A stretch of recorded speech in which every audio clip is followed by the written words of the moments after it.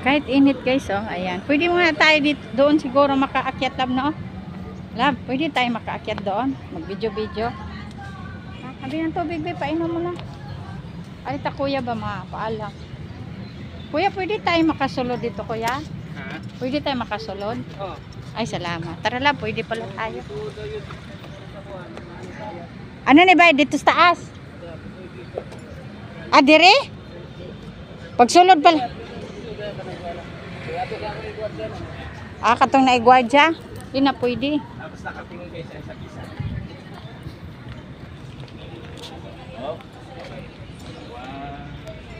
Ayan sila guys, nagpa-picture. El Puerto de San Pedro. El Puerto de San Pedro. Di daw tayo pwede dito sa may guard na daw, kay nanay bayad. Asa? Ngayon to si kuya. Sa mga guard. Ayun na din na, kanang paakyat siguro yan. Papasok tayo dito guys. No? Picture tayo lab.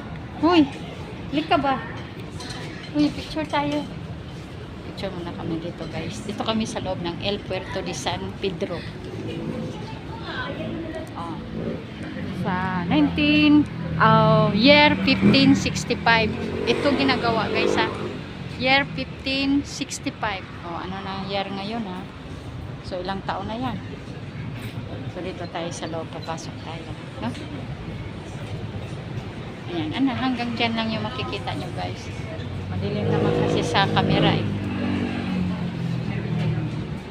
Ito yung mga luma ng mga ano dito sa Cebu guys. Nung kauna-unahan pa nga dito si Lapu-Lapu. Ayan, makikita nyo guys. Ayan. The founding of Cebu. Ayan. Itong si Lapu-Lapu. O, nakipag-away. Ayan yung chef nila guys. Landing of Spaniards in the Philippines. Di makikita nyo guys kasi maliliit kasi. Ayan. Sa Republic Act 9593 Tourism Act of 2009. Transact only with a DOT accredited tour guides. Tour guides. Think safety act safety. No? Ito yung mga kauna-unahang mga tao ang nagkipag-away sa Cebu. Sila Lapu-Lapu. Kanin siya? Si Miguel Lopez de Legazpi founded the first Spanish settlement in Cebu, Philippines in year 1565. May nakasulat naman guys eh. Ayan. Si Miguel Lopez. Isa siyang bayani. Ito naman, landing of the Spaniards in the Philippines. O, ayan mga Spaniards, yung mga Espanyol. So, ito namang isa guys ay the planting of a cross by Ferdinand Magellan in Cebu on April 14, 1521. O, nakita nyo guys ha. Kompleto yan, binasa ko na. Ito naman guys ay ang map locating the geographical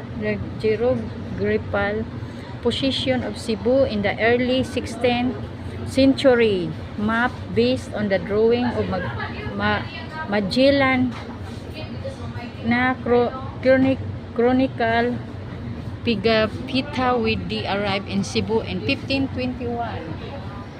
So ito si Ferdinand Magellan guys. O ayan, si Ferdinand Magellan guys. Ferdinand din pala yun siya si Magellan, no? Captain General of the first Spanish expedition to reach the Philippines in 1521. 1521 nga talaga. Year 1521. Tagal na no. Itong kahoy na to guys, siguro. So 1565 nga to tinayo. Mga lumang kahoy, no? Hindi nagamit nila. Ito ng Fort San Pedro in the past.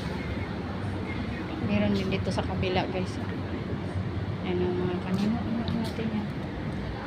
Fort San Pedro circa 1920. Ayan. So mga picture nila. So, hindi masyado makikita dito sa camera. Ito guys, Fort San Pedro circa in 1920.